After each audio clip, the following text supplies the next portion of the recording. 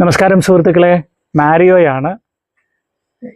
വളരെ പ്രധാനപ്പെട്ട ഒരു കാര്യമാണ് ഞാൻ നിങ്ങളോട് പറയാൻ പോകുന്നത്. ഏകദേശം ഒരു 27-28 വർഷം മുമ്പ് ഞാൻ ആദ്യമായിട്ട് ശാന്തി ആശ്രമത്തിൽ വന്നപ്പം അന്ന് ഡിന്നറൊക്കെ കഴിച്ച് നമുക്ക് സത്സംഗിന് പോകാമെന്ന് പറഞ്ഞിട്ട് പ്രിയപ്പെട്ട ക്രിസ്മനച്ചൻ ഒരു റൗണ്ട് സ്ഥലത്തേക്ക് കൂട്ടിക്കൊണ്ട്, അതായത് റൗണ്ടായിട്ടിരിക്കുന്ന ഒരു കെട്ടിടം, അതിനകത്ത് എല്ലാവരും കൂടെ അന്നിവിടെ ഉണ്ടായിരുന്ന എല്ലാവരും കുറേ പേര് ഇങ്ങനെ ഒരുമിച്ച് കൂടിയിരുന്ന് ഓരോ കാര്യങ്ങൾ സംസാരിക്കുകയാണ്. അപ്പോൾ എന്നെ സംബന്ധിച്ചിടത്തോളം ഒരു പുതിയ എക്സ്പീരിയൻസ് ആയതുകൊണ്ട് ഞാൻ എന്താണെന്ന് ചോദിച്ചപ്പോൾ പറഞ്ഞു ഇത് സത്സംഗാണെന്ന് പറഞ്ഞു. അപ്പോൾ ഞാൻ ചോദിച്ചു എന്താണ് സത്സംഗ്? സത്യം സംഘം എന്ന് പറഞ്ഞാൽ സത്യത്തിന് വേണ്ടി നിലനിൽക്കുന്ന ഒരു സംഘം ആളുകളുടെ കൂട്ടായ്മ, അല്ലെങ്കിൽ നന്മയ്ക്ക് വേണ്ടി നിലനിൽക്കുന്ന ഒരു സംഘം, അങ്ങനെ ഒരു കൂട്ടായ്മയാണ് ഇതെന്ന് പറഞ്ഞു. അപ്പം എല്ലാ കാര്യത്തെക്കുറിച്ചുമുള്ള സത്യം കണ്ടെത്താനുള്ള ഡിസ്കഷൻ നടത്തുന്ന സ്ഥലമെന്ന് പറഞ്ഞു. എനിക്ക് വളരെ ഇഷ്ടപ്പെട്ടു. ചിലപ്പോൾ അവിടെ ഇരുന്ന് ഇങ്ങനെ ഡിസ്കഷൻ വളരെ അധികം ഒത്തിരി അങ്ങ് നീണ്ടുപോയിട്ടുണ്ട്. അന്ന് അത് ഏറ്റവും മനോഹരമായിട്ട് എന്നെ പഠിപ്പിച്ചു തന്നത്, അല്ലെങ്കിൽ ഞങ്ങൾക്ക് എല്ലാവർക്കും മാതൃകയായി നിന്നത്, എന്താ പറയുക, വഴികാട്ടിയായി നിന്നത് നമ്മുടെ പ്രിയപ്പെട്ട ക്രിസ്മനച്ചനാണ്. ക്രിസ്മനച്ചനെ ഞാൻ ഒരുപാട് വീഡിയോയിൽ കാണിച്ചിട്ടുണ്ട്. അദ്ദേഹമാണ് ഈ ആശ്രമത്തിന്റെ സ്ഥാപകൻ. അദ്ദേഹം രാവും പകലും, അതായത് എനിക്കൊന്നൊരു ഒരു 4 മണിക്കൂർ ഉറങ്ങി ബാക്കി സമയം മുഴുവൻ ഓടി നടക്കുന്ന മനുഷ്യനായിരുന്നു. ഇടയ്ക്കൊക്കെ ഞാൻ ആശ്രമത്തിലേക്ക് വരുമ്പോൾ ഇവിടെ നിങ്ങൾക്ക് കുറേ ആളുകളെ കാണാം. ഇവരെ എല്ലാം മുടിയൊക്കെ വെട്ടി, ഇവരുടെയൊക്കെ താടിയൊക്കെ വെടിച്ച്, ചിലപ്പോൾ ഇവരൊക്കെ കുളിപ്പിച്ച് എല്ലാ സൗകര്യങ്ങളും ഇവർക്ക് ചെയ്തു കൊടുക്കുന്ന ഒരു പ്രിയപ്പെട്ട അച്ഛനായിരുന്നു. ഇപ്പൊ അച്ഛൻ്റെ ആരോഗ്യത്തിൽ ചെറിയ ബുദ്ധിമുട്ടുണ്ടെങ്കിലും, പക്ഷെ ഒരു കാര്യമുണ്ട് അച്ഛാ, കുറച്ച് ദിവസം മുമ്പ് ഞാൻ അച്ഛൻ്റെ അടുത്ത് വന്ന് കാണുമ്പോൾ അച്ഛന് ഒത്തിരി ക്ഷീണിതനായിരുന്നു. ഇപ്പൊ 2-3 ദിവസമായിട്ട് അച്ഛൻ ഭയങ്കര മിടുക്കനായിട്ടുണ്ട്. അല്ലേ നിങ്ങൾ പറയില്ലേ? ആമ കണ്ടോ, അവർ പറയുന്നു ആമാന്ന്. അച്ഛൻ ഇപ്പം ഭയങ്കര ആക്റ്റീവായിട്ട് കാര്യങ്ങൾ വരുന്നു. അപ്പം നമുക്കുണ്ടല്ലോ ഈ സെയിന്റ് ക്രിസ്പിൻ മൗണ്ട് മൊത്തം ഒന്ന് കറങ്ങാൻ പോകണം. മലയാറ്റൂർ മല കയറുന്ന പോലെ അച്ഛൻ ഇനി ഒന്ന് നമുക്ക് സെയിന്റ് ക്രിസ്പിൻ മൗണ്ട് ഒന്ന് കയറാൻ പോകണം. അപ്പം ഞാൻ അച്ഛനോട് പറയായിരുന്നു, വലിയച്ഛനോട്, അതുപോലെ തന്നെ സച്ചിദാനന്ദ അച്ഛനോട് പറയായിരുന്നു, നമുക്ക് നമ്മുടെ ഈ സത്സംഗ് ഇച്ചിരി ലൈവ് ഇട്ടാൽ ജനങ്ങൾക്ക് അറിയാൻ പറ്റും എന്താണ് ആശ്രമത്തിൽ നടക്കുന്ന സത്സംഗ് എന്ന്. അപ്പൊ അച്ഛാ ഇന്ന് അങ്ങനെ ഒരു ചിന്തയാണ്. അച്ഛനും ഇവിടെ വന്ന് ഞങ്ങളുടെ കൂടെ ഉള്ളത് ഒത്തിരി സന്തോഷം. അച്ഛൻ്റെ അനുഗ്രഹമാണ് ഇതിന്റെ എല്ലാം കാരണം. ബേസിക് ആണ്ടവരുടെ അനുഗ്രഹം, അച്ഛൻ വഴി ആണ്ടവൻ ചൊരിയുന്നു. ഓക്കെ, അപ്പോൾ കൂട്ടുകാരെ, ഇന്നിപ്പോ എൻ്റെ കൂടെ ഉള്ളത് ഫാദർ സച്ചിദാനന്ദാണ്. ഫാദർ സച്ചിദാനന്ദാണ് നമ്മുടെ കൂടെ ഉള്ളത്. പേര് കേൾക്കുമ്പോൾ നിങ്ങൾ വിചാരിക്കുന്നത് തന്നെ ഇങ്ങനെ ഒരു പേരെന്ന് വിചാരിക്കും. സച്ച്, ചിത്ത്, ആനന്ദ്, 3 വാക്ക് അതിലുണ്ട്. സച്ച് എന്ന് പറഞ്ഞാൽ സത്യം, ചിത്ത് എന്ന് പറഞ്ഞാൽ ബുദ്ധി, ജ്ഞാനം, ആനന്ദ് എന്ന് പറഞ്ഞാൽ സമാധാനം. ഇതെന്താ ഇതിൻ്റെ അർത്ഥം? സച്ചിത് ആനന്ദ് എന്ന് പറഞ്ഞാൽ സത്യവും ജ്ഞാനവും ആനന്ദവും ചേർന്നതാണ്. ഇത് ശരിക്കും പറഞ്ഞാൽ സത്യം എന്ന് പറഞ്ഞാൽ ദൈവമാണ്. ഇനി ചിന്ത അല്ലെങ്കിൽ ചിത്തെന്ന് പറഞ്ഞാൽ, അറിവെന്ന് പറഞ്ഞാൽ, മനസ്സെന്നൊക്കെ പറഞ്ഞാൽ അത് കർത്താവാണ്. എങ്ങനെയാണെന്നറിയോ? കർത്താവിനെ കുറിച്ച് ബൈബിൾ പറഞ്ഞിരിക്കുന്നത് വചനം മാംസം ധരിച്ചെന്നാണ്. ആദിയിൽ വചനം ഉണ്ടായിരുന്നു. ഈ വചനത്തെയാണ് ചിത്തെന്ന് വിളിക്കുന്നത്. അപ്പോൾ പിതാവും പുത്രനുമായി. അടുത്ത ആനന്ദ്, പരിശുദ്ധാത്മാവിൻ്റെ വരങ്ങളാണ് ആനന്ദം. അപ്പോൾ സച്ചിത് ആനന്ദ് എന്ന് പറഞ്ഞാൽ പിതാ, പുത്രൻ, പരിശുദ്ധാവി എന്നുള്ളൊരർത്ഥം, അല്ലെങ്കിൽ പിതാവും പുത്രനും പരിശുദ്ധാത്മാവും എന്നുള്ളൊരു അർത്ഥവും കൂടെ അതിനകത്തുണ്ടെന്നാണ്. പ്രത്യേകം കാണിക്കുന്ന ഒരു അർത്ഥമാണ്. എന്തായാലും ഈ പേര് കേൾക്കുമ്പോൾ ജനങ്ങൾക്ക് കൺഫ്യൂഷൻ വരണ്ടെന്ന് വിചാരിച്ചാണ് സച്ചാനന്ദ് അച്ഛൻ ഞാൻ അങ്ങനെ പറഞ്ഞു. അച്ഛാ, ഇന്നത്തെ നമ്മുടെ ഡിസ്കഷൻ, പണ്ട് കാലങ്ങളിൽ ഇങ്ങനെ ഓരോ കാര്യങ്ങൾ ഡിസ്കസ് ചെയ്യുന്നു. ഇന്നത്തെ എൻ്റെ ഒരു ഡിസ്കഷൻ എന്ന് പറഞ്ഞാൽ ഞാൻ ചോദിക്കാൻ ആഗ്രഹിക്കുന്നത് എന്താണെന്നറിയോ? നമ്മൾ ഈ കഴിഞ്ഞ കുറച്ച് ദിവസമായിട്ട് ഞാൻ സോഷ്യൽ മീഡിയ തുറക്കുമ്പോൾ, ഫേസ്ബുക്ക്, യൂട്യൂബ് തുറക്കുമ്പോൾ ബേസിക് ആയിട്ട് ഭയങ്കര ഒരു അടിയാണ് ജനങ്ങളുടെ ഇടയിൽ. കുറെ ഉസ്താദന്മാർ വന്നിട്ട് ഓണം ആഘോഷിക്കുന്നത് പാപമാണ്, ആരും ആഘോഷിക്കരുത് എന്ന് പറഞ്ഞുകൊണ്ടിരിക്കും.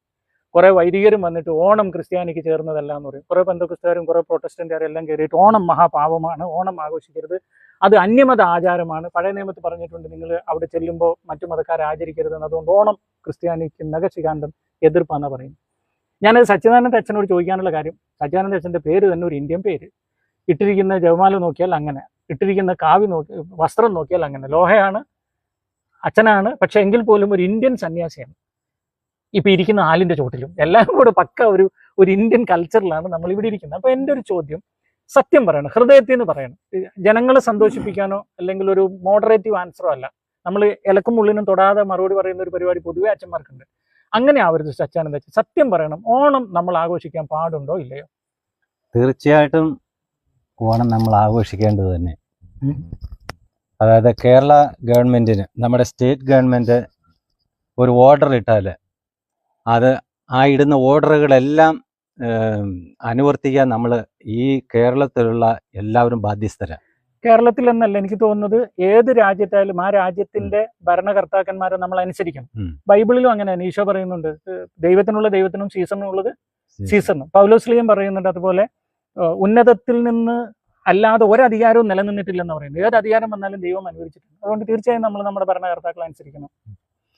അതുപോലെ തന്നെ 1961 കേരള ഗവൺമെന്റ് ഒരു ഡിക്ലറേഷൻ ചെയ്തിട്ടുണ്ട്. 1961 അതിൽ അതായത് ആദ്യ കാലങ്ങളില് ഒരു വിളവെടുപ്പിന്റെ ഒരു ആഘോഷമായിട്ടാണ് ജനങ്ങൾ ഇതിനെ കണ്ടിരുന്നത്, ആഘോഷിച്ചിരുന്നത്, നമ്മുടെ ഓണത്തെ. അപ്പോൾ അവിടെ ജാതിയോ മതമോ ഒന്നും ഇല്ലാത്ത ഒരു കാലഘട്ടത്തെ സഹവർത്തിത്വത്തോടെ ജനങ്ങൾ അങ്ങോട്ടും ഇങ്ങോട്ടും കൊടുത്തും കൊണ്ടും അനുവർത്തിച്ചു വന്ന ഒരു ഒരു ഒരു ഒരു പരിശുദ്ധമായ ഒരു ഒരു വിളയായിരുന്നു, ഉത്സവമായിരുന്നു ഓണം.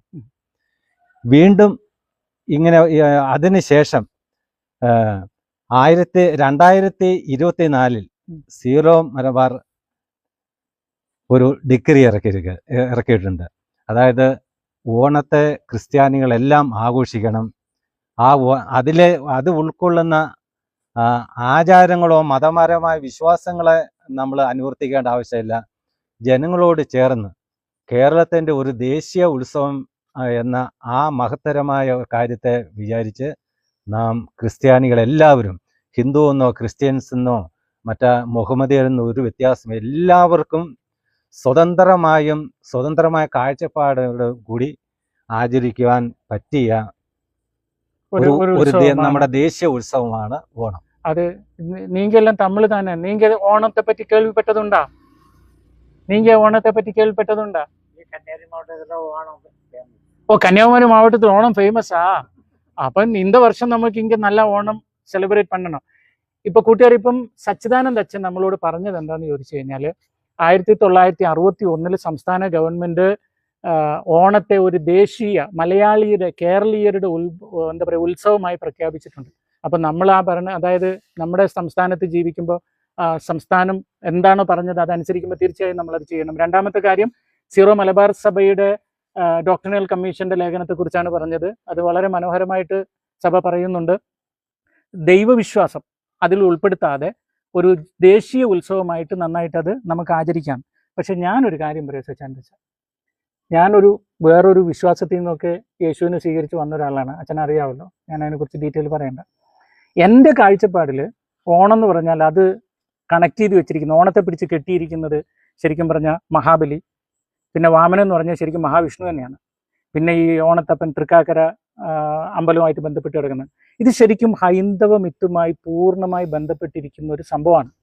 ഇൻകൾച്ചറൈസേഷൻ എന്നും പറഞ്ഞ് കാവ്യം ഉടുപ്പിടുന്നതിനൊന്നും എതിരല്ല, ആരും രുദ്രാക്ഷ ഇടുന്നതിനും എതിരല്ല.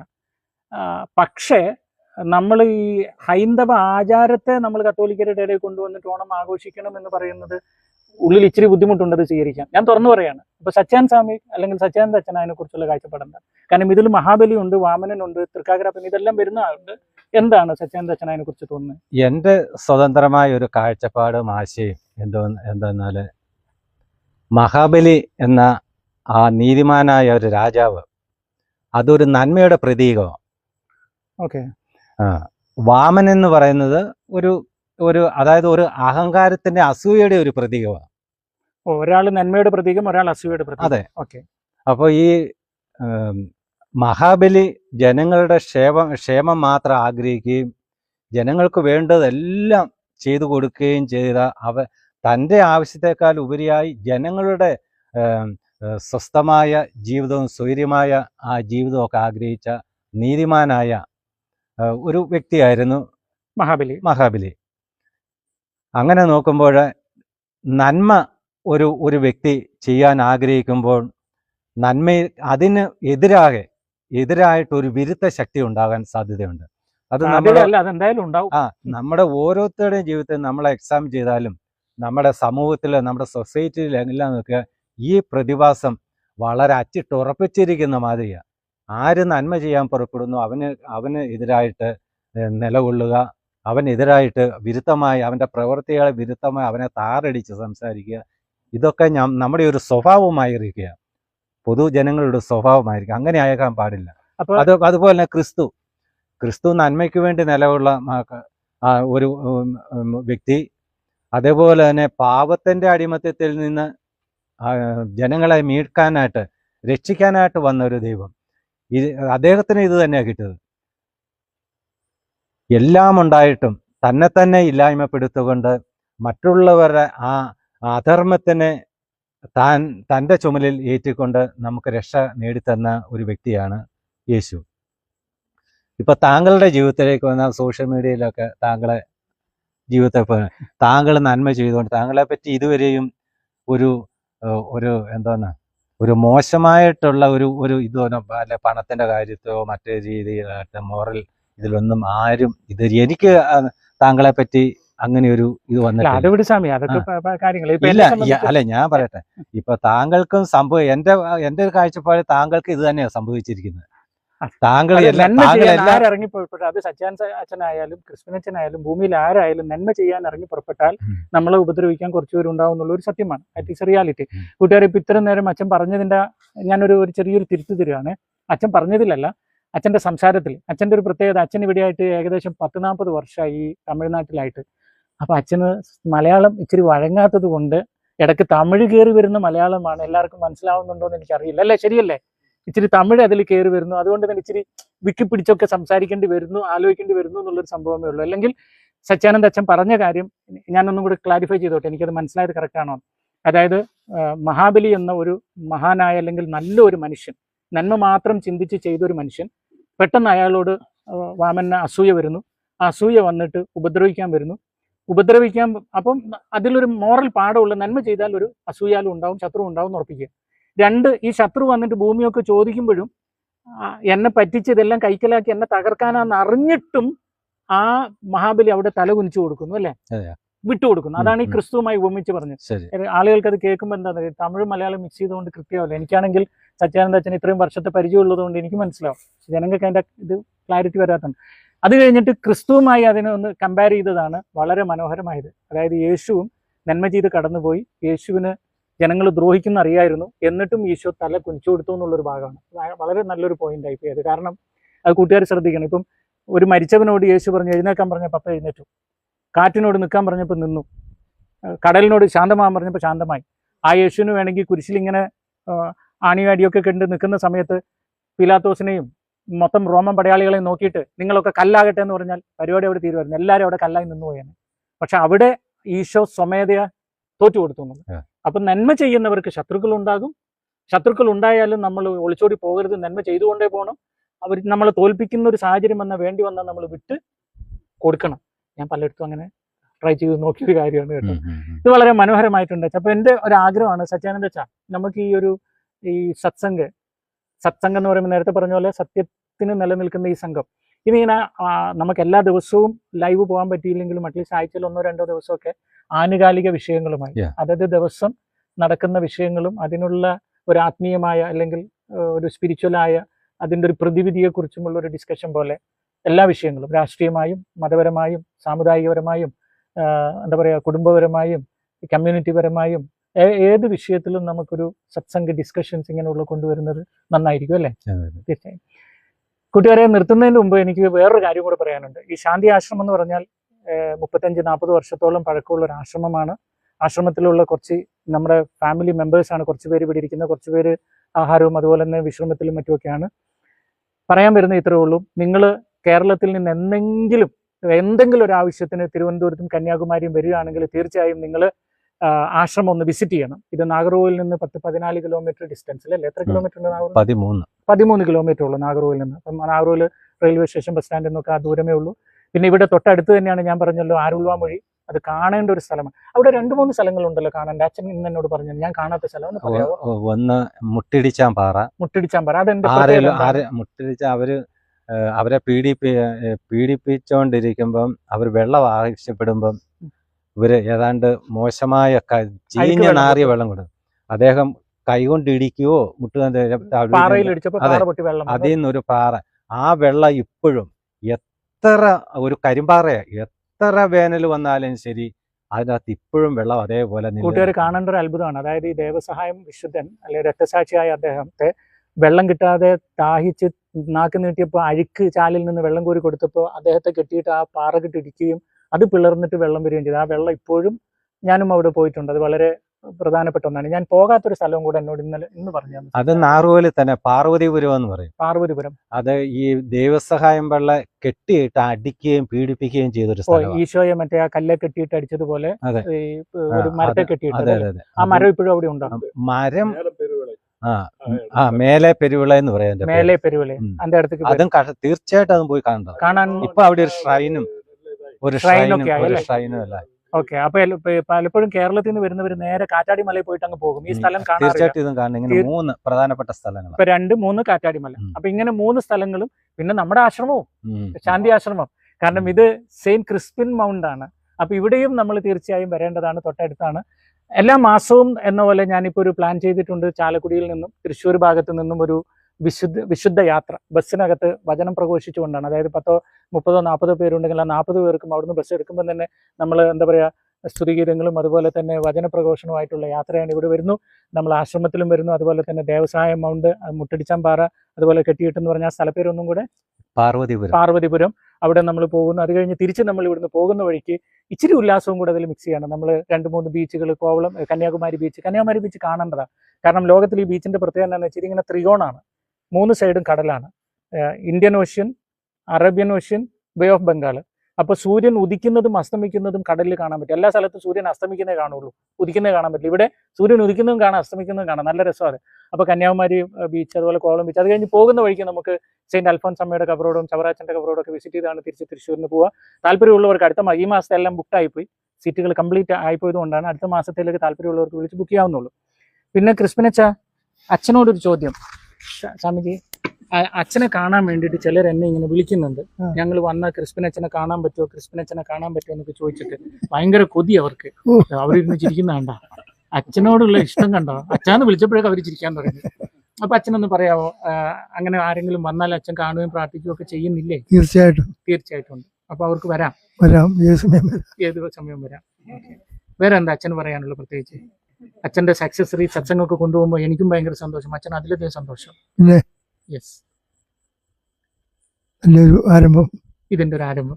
അപ്പൊ നമുക്കിതൊരു പതുക്കെ എന്താ പറയാ, ഈ സത്സംഗ് നമ്മൾ ഓൺലൈനിലൂടെ ഇട്ട് നാടിന്റെ നാനാഭാഗങ്ങളിലുള്ളവരും ഇങ്ങനെയുള്ള വിഷയങ്ങളും അറിവും ഒക്കെ ശേഖരിച്ച് മുന്നോട്ട് പോകട്ടെ എന്നുള്ള ആശംസ. തീർച്ചയായിട്ടും. യെസ്. അപ്പൊ ഈ സത്സംഗ് ഇന്നത്തെ വൈൻഡപ്പ് ചെയ്യുമ്പോൾ അച്ഛനൊരു ബ്ലെസ്സിങ്ങും ഒരു പ്രയറും നടത്തുമോ ഞങ്ങൾക്ക് വേണ്ടി? ഒരു ബ്ലെസ്സിങ് തരുമോ അച്ഛൻ? ബ്ലെസ്സിങ് എന്ന് പറഞ്ഞാൽ എല്ലാവരും ഓൺലൈനിൽ കണ്ടുകൊണ്ടിരിക്കുന്ന ഒത്തിരി പേരുണ്ട് ഫോൺ വഴി. കൈയെടുത്ത് പറയാൻ പറ്റിയ കൈയെടുത്ത് ഒരു ആശീർവാദം. പറയാൻ പറ്റില്ല, കൈയെടുത്തൊരു ആശീർവാദം എന്ന് പറഞ്ഞാൽ അത്രേ ഉള്ളൂ. അവർക്ക് വേണ്ടി എല്ലാവർക്കും കൂടി. എഴുന്നേറ്റിരിക്കാൻ പറ്റുമോ? അല്ല, കുഴപ്പമില്ല. പറയണോ? എഴുന്നേറ്റിരിക്കാൻ പറയാൻ പറ്റും. അല്ല, കുഴപ്പമില്ല. ഇരുന്നുകൊണ്ട് ഒരു ആശീർവാദം കൊടുത്താൽ മതി. ഫൈനൽ ആശീർവാദം. പിതാവായ ദൈവത്തിന്റെ സ്നേഹവും ഏകജാതന്റെ കൃപയും പരിശുദ്ധാത്മാവിന്റെ സംസർഗവാസവും എന്റെ സഹോദരങ്ങളെ നിങ്ങളെല്ലാവരും ഉണ്ടായിരിക്കട്ടെ. ആമേൻ. ഞാൻ എപ്പോഴും പറയും കൂട്ടുകാരെ, ഞാൻ കണ്ട ജീവിക്കുന്ന വിശുദ്ധർ, എല്ലാവരും മരിച്ചു കഴിഞ്ഞിട്ട് പലരെയും വിശുദ്ധർ എന്ന് പറയും. പക്ഷെ എനിക്ക് പേഴ്സണലി, ഇത് എൻ്റെ പേഴ്സണൽ കാര്യമാണ്, ഇത് ആർക്ക് ഇഷ്ടമുണ്ടോ ഇഷ്ടമില്ലോ എന്നുള്ള രണ്ടാമത്തെ കാര്യം. പേഴ്സണലി ഞാൻ എപ്പോഴും പറയുന്ന ഒരു കാര്യമാണ്, ജീവിക്കുന്ന ഒരു വിശുദ്ധനെ ഞാൻ കണ്ടിട്ടുണ്ടെങ്കിൽ അത് നമ്മുടെ ക്രിസ്പിനച്ഛനാണ്. അതുകൊണ്ട് ഞാൻ കൂട്ടുകാരോട് പറയും, എന്തെങ്കിലുമൊക്കെ നിങ്ങൾക്കൊരു അവസരം കിട്ടിയാൽ തീർച്ചയായും നിങ്ങൾ വരണം, അച്ഛനെ കാണണം. ഒത്തിരി പേര് ചോദിക്കുന്നുണ്ട്. അച്ഛൻ്റെ ഈ ആരോഗ്യാവസ്ഥയിലും അച്ഛൻ ഒരാളെയും നോ പറയാറില്ല. ഇപ്പോൾ ചോദിച്ചപ്പോൾ പറഞ്ഞു കേട്ടില്ല, ആര് വന്നാലും കാണാൻ പ്രാർത്ഥിക്കാമെന്നുള്ളത്. പിന്നെ ഈ ആശ്രമത്തിൻ്റെ ഇപ്പോഴത്തെ നെടുന്തൂണും ചുക്കാൻ പിടിക്കുന്നതും എല്ലാം ചെയ്യുന്നത് സച്ചിദാനന്ദ അച്ഛനാണ്.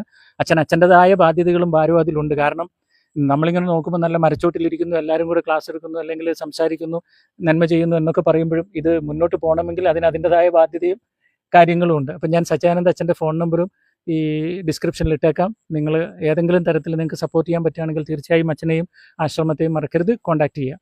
ഈശോ നമ്മളെ ഓരോരുത്തരെയും സമൃദ്ധമായി അനുഗ്രഹിക്കട്ടെ. എന്തെങ്കിലും പ്രത്യേകിച്ച് സച്ചിദാനന്ദ അച്ഛന് പറയാനുണ്ടോ? അപ്പൊ നമുക്ക് സംശയലേശമന്യേ ഓണം എല്ലാവർക്കും ധൈര്യപൂർവ്വം ആഘോഷിക്കാം. Very good. അപ്പൊ ഒരു കൈയ്യടി കൊടുത്തേ. ഓണം എല്ലാവർക്കും ആഘോഷിക്കാം. ജാതിക്കും മതത്തിനും അതീതമായ ഒരു സംസ്കാരത്തിന്റെ ഒരു തിരുവിളായത്. Yes, very good. അതായത് ഹിന്ദുവിനോ ക്രിസ്ത്യൻ ഞങ്ങളുടെയൊക്കെ ചെറുപ്പകാലത്തില് രാഘവൻ ചേട്ടന്റെ കൂടെ, അമ്മണി ചേട്ടന്റെ കൂടെ ഒക്കെ ഞങ്ങളെല്ലാം ഒന്നിച്ച് ഏകോദര, ജാതിയോ മതമോ ഒന്നും ആ കാലത്തില്ലായിരുന്നു. സത്യം. അവിടെ എന്തെങ്കിലും ഉണ്ടാക്കിയ ഞങ്ങളുടെ വീട്ടിലൊന്നും സാധനം ഉണ്ടാക്കുകയില്ല. കാരണം ഈ അമ്മണി ചേട്ടന്റെയും ഈ രാഘവൻ ചേട്ടന്റെ വീട്ടിൽ നിന്നാണ് ആഹാരം കൊണ്ടുവരുന്നത്. അത്രയ്ക്ക് ഒരു അടുപ്പത്തിൽ ഒറ്റുമയോടെ ജീവിച്ചിരുന്ന ഒരു കാലമായിരുന്നു. അതുകൊണ്ട് നിങ്ങൾ ക്രിസ്ത്യാനിയായിരിക്കാം, നിങ്ങൾ മുഹമ്മദിയനായിരിക്കാം, നിരീശ്വരവാദിയായിരിക്കാം. സംശയലേശമന്യേ നമ്മുടെ ഈ ദേശീയ ഉത്സവത്തെ അത് നല്ല മുറയിൽ നല്ല രീതിയിൽ അതിനെ കൊണ്ടാടുന്നതും എല്ലാവർക്കും അതൊരു ഉത്തേജനമായിട്ട് നമ്മുടെ ഒറ്റുമയും സൗഹാർദ്ദവും എല്ലാവർക്കും ഒരു മാതൃകയായി തീരുന്നതും. അപ്പൊ ഈ വർഷം നമുക്ക് ഇവിടെയും നമ്മുടെ ശാന്തി ആശ്രമത്തിൽ ഓണം ആഘോഷിക്കാം. ഞങ്ങൾ അങ്ങനെ ഒരു പ്ലാൻ ചെയ്തിട്ടുണ്ട്. ഈ വർഷം ഈ ഊരിൽ നിന്ന് എല്ലാം കൂടെ ഒരു 250 പേര്, ഒരു 250, ഈ നമ്മുടെ ഊരെന്ന് വളരെ ഒരു 150 പേര് കൂടുതലില്ല. അപ്പൊ ഒരു മാക്സിമം ഒരു 250-300 ആൾക്കാരെ വെച്ച് ഗ്രാൻഡായിട്ട് ഈ ഓണം പൊടി പൊടിക്കാൻ നിശ്ചയിച്ചിട്ടുണ്ട്. അതുകൊണ്ട് ഇതിനെല്ലാം കടവുൾ നമ്മളെ ആശീർവദിക്കട്ടെ. ആമേൻ ആമേൻ. ഒത്തിരി സന്തോഷം. എനിക്കും ഭയങ്കര ഒരു നിർവൃതി. നമ്മുടെ സത്സംഗ് ഭംഗിയായിട്ട് ഈ ഇരിക്കുന്ന ആൽമരമൊക്കെ നട്ടുപിടിപ്പിച്ച മനുഷ്യനാണ് കേട്ടോ ഇരിക്കുന്നത്. ആൽമരത്തിന്റെ ചോട്ടിൽ ഇരിക്കുന്ന ആള് തന്നെയാണ് ഇത് നട്ടുപിടിപ്പിച്ച്. കറക്റ്റ് 13 വർഷമായി. 13 വർഷമായി സച്ചൻ സ്വാമി തന്നെ നട്ടു. ഇവിടെയുള്ള ബിൽഡിങ്ങുകളെല്ലാം, ഇവിടെയുള്ള ഓരോ ഇഷ്ടികക്കും ആളുടെ വേർപ്പിന്റെ ഗന്ധം ഉണ്ടാവും അല്ലേ അച്ഛൻ? എല്ലാ പള്ളിയാണെങ്കിലും ഇവിടുത്തെ അൽത്താരയാണെങ്കിലും, ഞാൻ ഓർക്കുന്നു അൽത്താരൊക്കെ പണിയുന്ന കാലത്ത് ഞാനിവിടെ ഉണ്ട്, സച്ചിദാനന്ദ സ്വാമി തന്നെ ഇരുന്ന് പണിയുന്ന കാലത്ത്. അപ്പോൾ ഇവിടെ എല്ലാം സച്ചിദാനന്ദ സ്വാമിന്റെ ഒരു ഗന്ധമുള്ള ഒരു സ്ഥലമാണ്. അപ്പോൾ ഒത്തിരി സന്തോഷം സ്വാമിജി. അപ്പോൾ നമുക്ക് ഇന്നത്തെ വൈൻഡ് അപ്പ് ചെയ്യാം. അടുത്തൊരു ദിവസം എന്നാണോ സത്സംഗം ഉള്ളത് ഞാൻ മുൻകൂട്ടി അറിയിക്കാം കേട്ടോ. എല്ലാ ദിവസവും സത്സംഗം ഉണ്ട്. ലൈവ് ഇടാൻ ഞാനിവിടെ വേണമല്ലോ. ഉള്ള സമയത്ത് ഞാൻ ലൈവ് ഇടാം. ഒരുപക്ഷെ ഞാൻ ഇല്ലാത്ത സമയത്ത് ലൈവ് ഇടാൻ വേണ്ടിയിട്ടുള്ള എക്യുപ്മെന്റ്സ് ഒക്കെ എങ്ങനെയെങ്കിലും ഈശോ നമുക്ക് തരുന്നുള്ള ഒരു പ്രതീക്ഷയിലാണ് ഞാൻ. സച്ചിദാനന്ദ സ്വാമിക്ക് സൗകര്യങ്ങൾ കിട്ടിക്കഴിഞ്ഞാൽ ഞാൻ ഇല്ലെങ്കിലും ആ സംഗതികൾ ലൈവായിട്ട് എല്ലാ ദിവസവും പോകാവുന്നതേ ഉള്ളൂ. Take care. God bless you. Thank you.